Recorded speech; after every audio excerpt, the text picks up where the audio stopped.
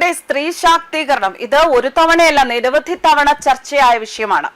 എന്നാൽ ഇനി പറയാൻ പോകുന്നത് വേറിട്ട ഒരു സ്ത്രീ ശാക്തീകരണത്തെ കുറിച്ചാണ്. മാവോയിസ്റ്റ് ജീവിതം ഉപേക്ഷിച്ച് റാമ്പിലേക്ക് എത്തിയ സ്ത്രീകൾ അവരാണ് ഇപ്പോൾ കയ്യടി നേടുന്നത്. ഒരു കാലത്ത് ആയുധം കയ്യിലേന്തി നിർഭയം നാടിനെ വിറപ്പിച്ച ഒരു പ്രദേശത്തെ വിറപ്പിച്ച മാവോയിസ്റ്റ് വനിതാ നേതാക്കൾ ഫാഷൻ റാമ്പിൽ സുന്ദരികളായി ചുവടുവെച്ചത് ശ്രദ്ധ നേടുന്നു. ഛത്തീസ്ഗഡിലെ റായ്പൂരിലാണ് ഈ അപൂർവ രൂപമാറ്റം സംഭവിച്ചത്. ബസ്തലിലെ കൊടുംവനത്തിൽ തോക്കുമായി നടന്നിരുന്ന യുവതികളാണ് ദേശീയ ഹാൻഡ്ലൂം ദിനത്തോടനുബന്ധിച്ച് നടന്ന ഫാഷൻ ഷോയിൽ റാമ്പ് വാക്ക് നടത്തിയിരിക്കുന്നത്. മാവോയിസ്റ്റ് ജീവിതമൊക്കെ ഉപേക്ഷിച്ച് അവർ തങ്ങളുടെ കരിയർ പടുത്തുയർത്തുന്ന തിരക്കിലാണ്. ഇപ്പോൾ പലരും പലവിധ സ്ഥാപനങ്ങളിൽ ജോലി ചെയ്യുന്നു, സാമൂഹിക പ്രവർത്തനങ്ങളിൽ പങ്കാളികളാകുന്നു. ഫാഷൻ ഷോയുടെ വീഡിയോകൾ ഇപ്പോൾ പുറത്തു വന്നതോടെ യുവതികൾക്കും സംഘാടകർക്കും വലിയ അഭിനന്ദനങ്ങളാണ് ലഭിക്കുന്നത്.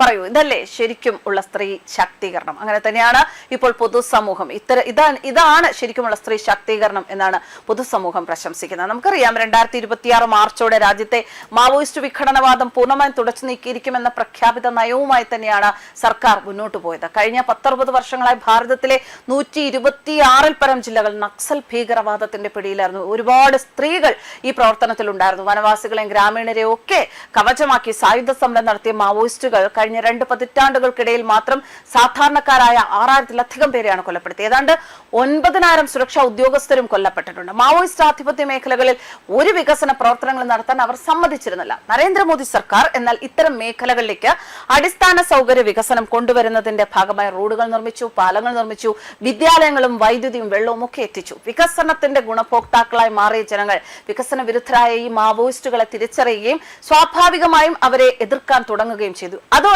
അവർക്ക് ജനപിന്തുണ കുറഞ്ഞു. ജനപിന്തുണയോടെ മാവോയിസ്റ്റ് താവളങ്ങളിലേക്ക് എത്താൻ അങ്ങനെ സേനയ്ക്ക് സാധിച്ചു. അങ്ങനെയാണ് ഒരിക്കലും ഭാരത സേനയ്ക്ക് തങ്ങളെ ഒന്നും ചെയ്യാൻ സാധിക്കുകയില്ല എന്ന് വിശ്വസിച്ചിരുന്ന മാവോയിസ്റ്റ് കോട്ടകളിലേക്ക് സൈന്യത്തിന് കടന്നെത്തി അവരെ ഒതുക്കാൻ സാധിച്ചത്. ഛത്തീസ്ഗഡ് തെലങ്കാന അതിർത്തിയിലെ കരേഗുട്ടാലു കുന്നുകളിൽ സ്ഥിതി ചെയ്തിരുന്ന മാവോയിസ്റ്റ് താവളങ്ങളിലേക്ക് ഭാരത സൈന്യം ഒരിക്കലും വരില്ല എന്ന് തന്നെയായിരുന്നു ഈ ഭീകരവാദികൾ കരുതിയത്. എന്നാൽ അവിടെ സൈന്യമെത്തി എന്ന് മാത്രമല്ല, മാവോയിസ്റ്റ് പ്രസ്ഥാനങ്ങളുടെ മുതിർന്ന നേതാക്കളെ തന്നെ വധിക്കുകയും അവരെ കീഴടക്കുകയും ഒക്കെ ചെയ്തു. ബസവരാജു എന്ന നമ്പാല കേശവറാബു കീഴടങ്ങുന്ന സമയത്ത് അയാൾ നടത്തിയ ഓപ്പറേഷനുകളുടെ ചരിത്രം പരിശോധിക്കുമ്പോൾ തന്നെ മനസ്സിലാക്കാൻ സാധിക്കും.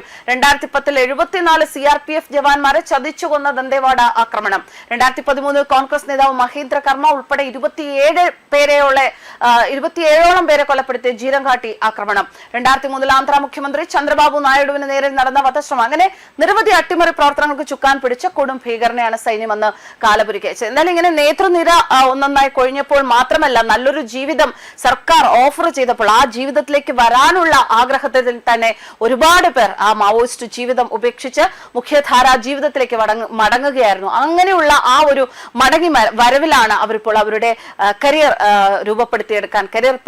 ടുക്കാൻ വേണ്ടി ഇത്തരം ശ്രമങ്ങൾ ചെയ്യുന്നത്. അതുകൊണ്ട് തന്നെ ഈ കയ്യടി പൂർണ്ണമായും BJP സർക്കാരിന് തന്നെയാണ്. ഇത് BJP സർക്കാരിന്റെ സ്ത്രീ ശാക്തീകരണത്തിന്റെ മറ്റൊരു മുഖമാണ്. ഭരണ നേതൃത്വത്തിൽ മാത്രമല്ല സ്ത്രീ ശാക്തീകരണം എന്ന് പറയുന്നത്, കഴിവുള്ള സ്ത്രീകളെ ഭരണ നേതൃത്വത്തിലും അല്ലെങ്കിൽ അതുപോലെയുള്ള ടോപ്പ് പൊസിഷനിൽ കൊണ്ടുവരികയും മാത്രമല്ല ചെയ്യുന്നത്, ഇതുപോലെ ജീവിതം നഷ്ടമായി കിടന്നിരുന്ന സ്ത്രീകളെ അവരുടെ തെറ്റ് മനസ്സിലാക്കി അവർക്ക് നല്ലൊരു ജീവിതം അവർക്കായി കാത്തിരിപ്പുണ്ട് എന്ന് അവരെ കൺവിൻസ് ചെയ്ത് അവരെ മുഖ്യധാരയിലേക്ക് കൊണ്ടുവരുമ്പോഴാണ് അത് യഥാർത്ഥത്തിലുള്ള സ്ത്രീ ശാക്തീകരണമാകുന്നത് എന്നാണ് ഇപ്പോൾ പൊതുസമൂഹത്തിൽ ഉയരുന്ന അഭിപ്രായ പ്രകടനങ്ങൾ. എന്തായാലും ഈ ഒരു മാറ്റത്തെ, മാവോയിസ്റ്റ് മേഖലയിൽ കറങ്ങി നടന്നിരുന്ന സ്ത്രീകളുടെ ഈ ഒരു മാറ്റത്തെ, ഈ സുന്ദരമായ മുഖത്തെ ഇപ്പോൾ ജനങ്ങൾ ഇഷ്ടപ്പെട്ടു തുടങ്ങിയിട്ടുണ്ട്. ന്യൂസ് ഡെസ്ക് കർമ്മ ന്യൂസ്.